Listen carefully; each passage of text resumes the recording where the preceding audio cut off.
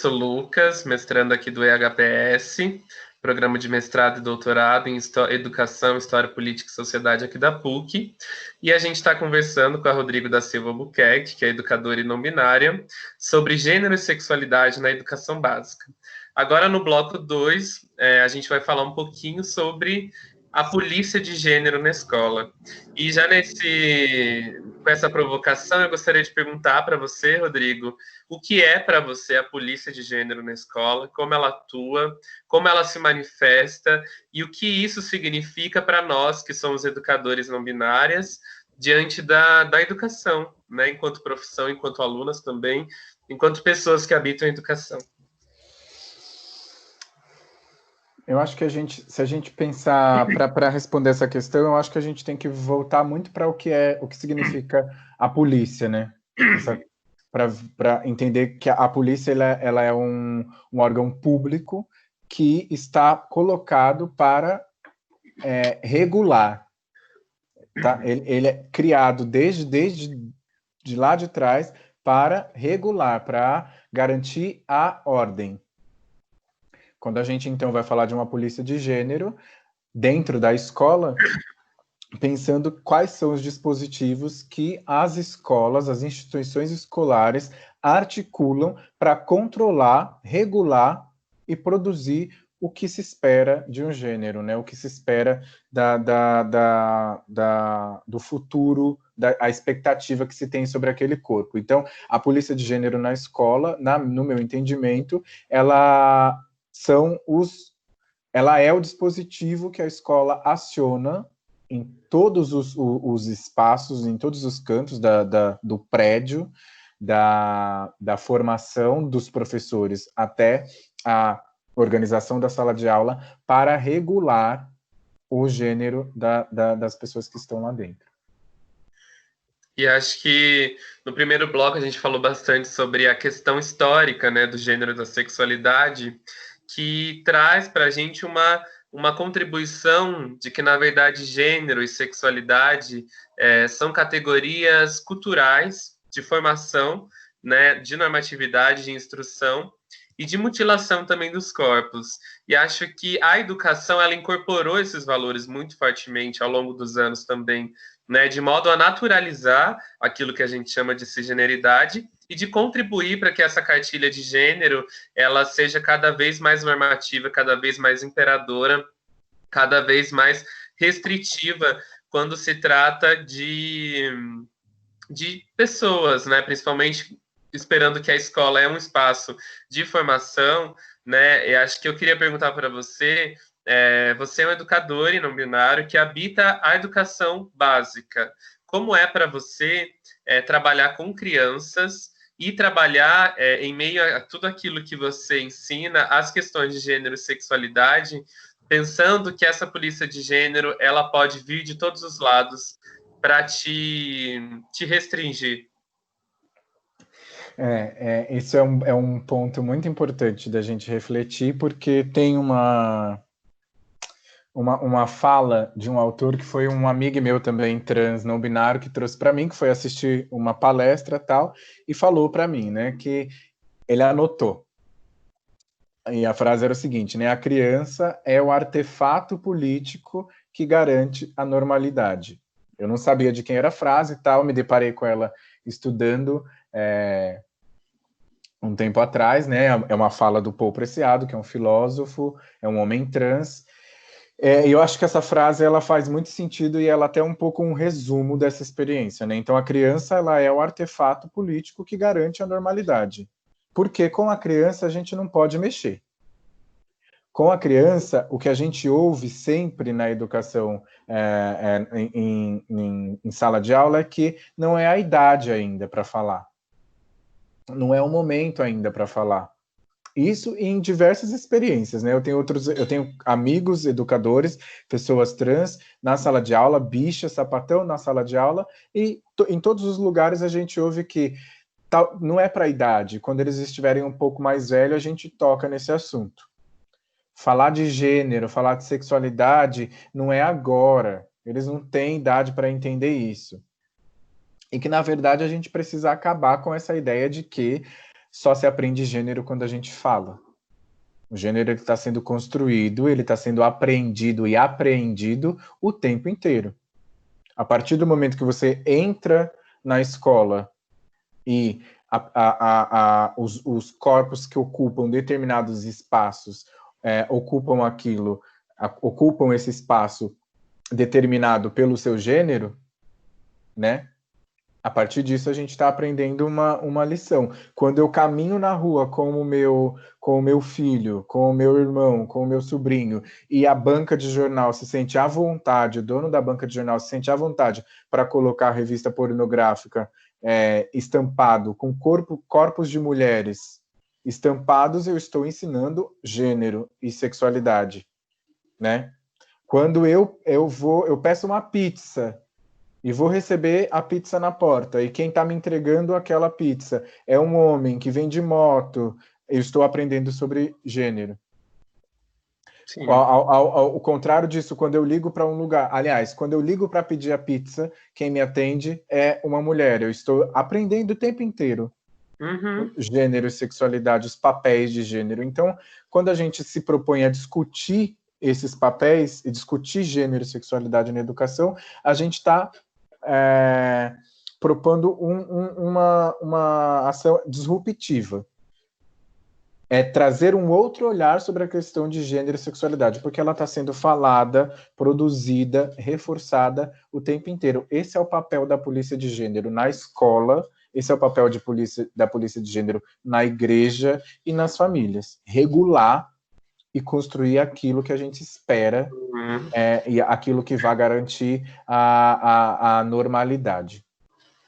E não à toa, o Foucault, né, quando ele escreve Vigiar e Punir, ele fala que essa manutenção, né, da heterossexualidade, da cisgeneridade, ela tem que ser feita, de fato, para vigiar e para punir, né? Porque quando você vigia, você não deixa os corpos livres ou à vontade para que eles possam vivenciar. E quando você pune, você está mostrando para aquele corpo o que é que pode e o que não pode, né? E são duas coisas que são extremamente naturalizadas, que é a heterossexualidade e a cisgeneridade. Então, eu acho que é exatamente isso, né? Existe uma construção de gênero o tempo inteiro acontecendo, e ela se dá de maneira a naturalizar o seu próprio processo, de modo com que tudo aquilo que nós podemos oferecer que fuja dessa norma seja uma grande ameaça, seja um grande perigo, né? E aí a gente vê que, assim, dentro dos ambientes educacionais, em escola, em equipamentos públicos de cultura, em equipamentos públicos que oferecem ações ali no contraturno das crianças, esses espaços também são educacionais e ali dentro também ocorre manutenção e tentativas de desconstrução. Eu tenho um amigo que faz parte de um projeto aqui do Grajaú, uma pessoa trans não binária, que tem dificuldade para ser reconhecida como de acordo com a identidade de gênero que se encontra, se reconhece e se afirma. E essa dificuldade vem por parte dos parceiros educadores, coordenação e famílias, mas não vem por parte das crianças. Ela mostrou um print de um history do Instagram, ela postou alguma coisa e o aluno foi lá e comentou. Aí mandou, como você tá? Você tá bem? Nossa, você ficou linda nessa foto. Quer dizer, linde. Então a criança ela está disposta a dar esses passos, até porque eu imagino que assim muitas dessas ideias ainda estão sendo construídas e ali está mais flexível. Mas como ela é a garantia de que a norma prevaleça, os adultos, educadores e representantes da instituição vão dizer que a criança não está preparada para dar esse passo, né? E eu acredito que a escola ela precisa estar disposta a inverter as prioridades do ensino. Precisa saber que não se ensina matemática, não se ensina língua portuguesa, ciências, nem nada, sem pautar gênero, sexualidade e raça. e classe social. Uhum. Acesso a conhecimento vai falar sobre raça e classe e gênero também. Se eu estou ensinando literatura, eu consigo falar sobre relações raciais, de gênero e de classe. Quem são as pessoas que conseguem produzir literatura? Quem são as pessoas que conseguem produzir, não, publicar literatura? Né? Quais são aqui, entre educadores, os livros de pessoas trans, os artigos de pessoas trans que nós lemos? Nesse sentido, a escola, que eu estou dizendo, os educadores estarem dispostos a correr atrás do que eles não têm de informação. Eu já tive experiência, por exemplo, de ser convidado para falar sobre a sigla LGBTQIA+. Os alunos estavam com dúvida, porque que é esse I, que é esse mais, que é esse que. O teu sei, o restante eu sei, mas o que são essas coisas? Por que tem um mais aqui? E aí, a instituição julgou que precisava, vamos chamar uma pessoa que consiga falar com propriedade. Fui. Tô lá explicando, terminei de explicar, sentamos para fazer uma roda e me trouxeram, quando a gente falando de pessoas trans, né, começamos a falar sobre as siglas, o T está lá, transexuais, travestis, transgêneros, a sigla está lá. Então, isso faz parte do nosso assunto. Mas eu tenho a ideia de que pessoas trans são proibidas para menores de 18 anos, né? É demais para aceitarem. Então tá, estamos aqui, vim falar sobre a sigla, vamos falar sobre todas as identidades representadas na sigla, estamos falando, e aí uma aluna me perguntou, né, eu posso fazer a transição se eu quiser? Eu posso começar a tomar hormônio? Eu posso mudar o meu nome se eu quiser, sendo menor de idade? Aí, antes que eu pudesse responder, a coordenadora tomou a frente e disse, gente, assim, essas questões são muito legais, muito importantes da gente pensar, mas vocês têm que entender que vocês ainda nem praticam sexo. Isso são coisas que só depois que você praticar sexo, começar a ter uma vida sexual ativa, que é que você vai ter que pensar. Aí, na hora, eu pensei, por que é que me chamou? E por que é que não banca até o final? Porque como é que você tem a disposição de entrar num assunto que você não entende e aí, assim, acabou com tudo que eu tinha desconstruído e construído naquele momento, porque misturou a ideia de que eu só vou poder falar sobre a minha identidade de gênero a partir do momento que eu exercer que eu começar a fazer sexo, quando eu começar a transar. E a gente tentando separar sexo, gênero e sexualidade, né,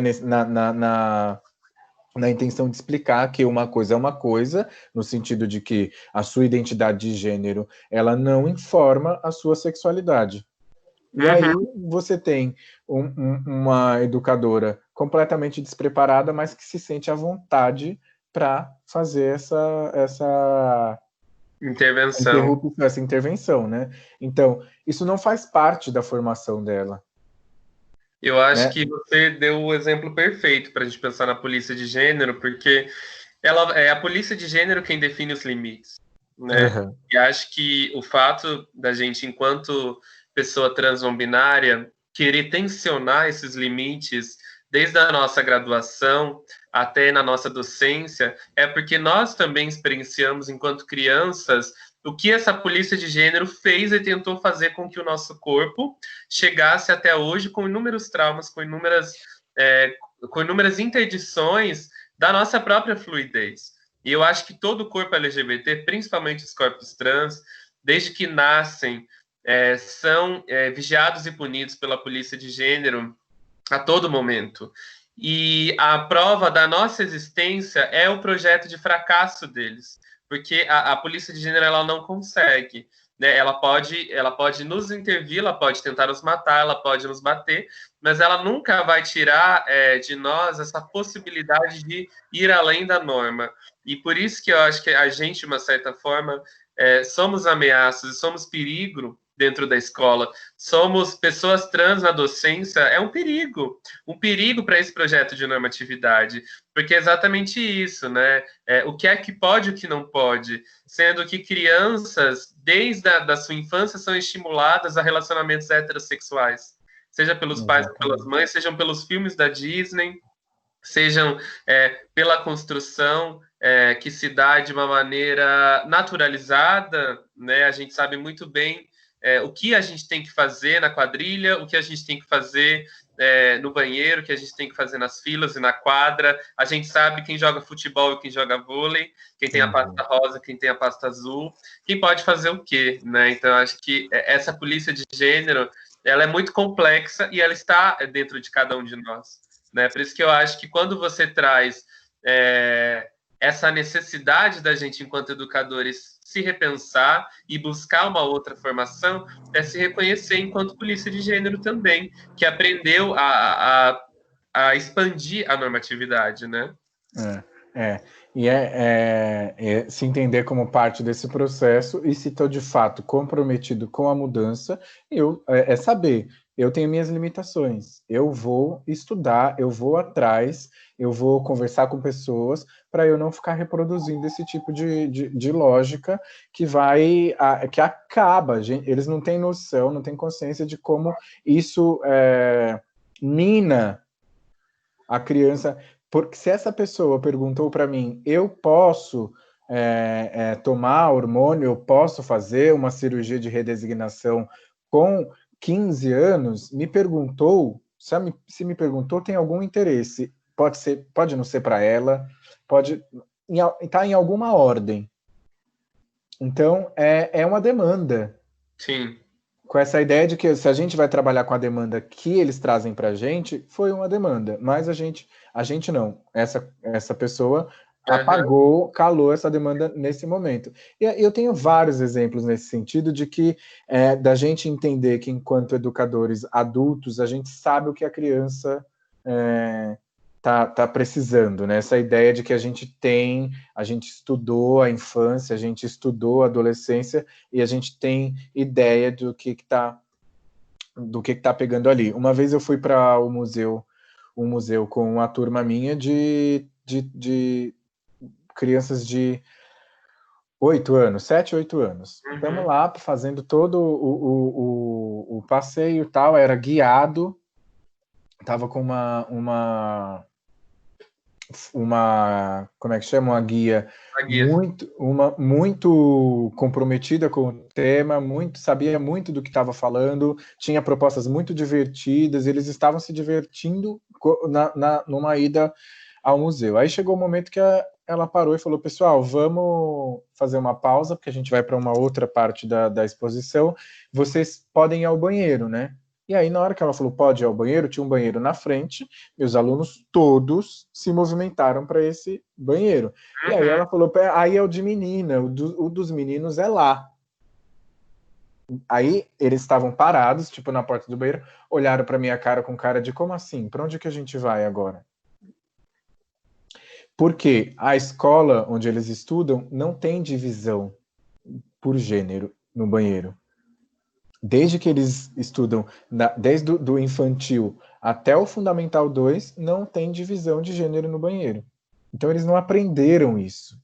Aí tá, eu expliquei para guia e falei, vamos, eu vou com vocês para lá e ela vai com vocês para cá e para a gente continuar, né, seguir. E aí eu expliquei, tem espaços que os banheiros são separados, não é todo espaço que é igual à nossa escola, né? Depois da visita, eu fui fazer uma roda para falar sobre como tinha sido a visita para eles, né? O que eles acharam, como que tinha a percepção deles ali do espaço, da orientação da guia, da formação que ela deu para a gente e tal. E aí eu falei, quem quer compartilhar alguma coisa, né? Alguma provocação, tal, fazer alguma pergunta? E aí um aluno meu, de 7 anos, levantou a mão e falou, eu queria saber o que é que tem no banheiro das meninas. Caramba. Foi o que pegou para ele. Então, o que é que tem de diferente no banheiro das meninas? Eu tô com essa dúvida. Então, assim, Eu ia falar sobre o caminho da exposição, sobre o que a gente visitou. A demanda Uhum, dele não era essa, a demanda dele era: eu estou curioso, eu quero saber o que é que tem lá que eu não pude ir lá. sim. Porque eu nunca fui num banheiro separado. Na minha casa, o banheiro é o mesmo. Uhum, Na escola, o banheiro é o mesmo. Se eu for para casa da minha tia, o banheiro é o mesmo. Se eu for na casa de um amigo, o banheiro é o mesmo. Por que que o banheiro era separado lá? E mais, ele falou: eu sei que em espaço, por exemplo, se a gente vai numa padaria, tem banheiro feminino e banheiro masculino. Mas eu achei que isso fosse uma coisa de adulto, porque às vezes eu entro no banheiro com a minha mãe. Aí a gente conseguiu puxar uma reflexão a partir desse incômodo que veio uhum, dele, né? Por que que esse banheiro está separado e da importância deles estarem num ambiente em que não há separação, né? Eu sim. sinto que, assim, por eles estarem nesse ambiente, muita coisa não se constrói na cabeça deles. Mas são caminhos, né? A gente tem isso em todas as instituições. A gente acerta de um lado e tem lados que a gente erra, tem lados que a gente nem reconheceu que a gente acertou e tem lados que a gente nem reconhece que a gente está errando. Então, é um processo, mas a escola precisa estar disposta a olhar para o conteúdo, olhar para o currículo e inverter as prioridades. Sim, até porque essa polícia de gênero ela se desdobra, né, em muitas interdições, a ponto de afetar os próprios documentos oficiais da educação, quando Uhum. somem com a palavra gênero, até mesmo gênero textual, quando propõem que exista uma escola sem partido, quando falam que existe um kit gay a ponto de convencer as crianças a se tornarem uma coisa, e quando falam de ideologia de gênero, né? Então eu acho que essa polícia de gênero ela ataca e ela está presente, né? E ela está em projetos de disputa justamente com essa outra com esse outro projeto que a gente enquanto educadores que refletem sobre gênero e sexualidade querem instaurar, né? Então eu acho que pensando em polícia de gênero a gente conseguiu dar uma boa conceituada até exemplificar algumas coisas e nesse bloco a gente fica por aqui. Você tem mais alguma coisa para dizer? Não, acho que Então conseguimos é dar isso, uma. gente. No outro bloco a gente vai discutir outras coisas, pensando em gênero e sexualidade na educação básica. Um beijo para todos.